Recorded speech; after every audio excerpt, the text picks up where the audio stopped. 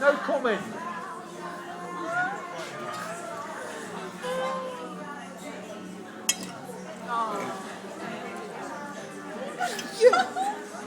We were driving along yesterday and you couldn't stop sneezing. I thought we'd have to stop the car.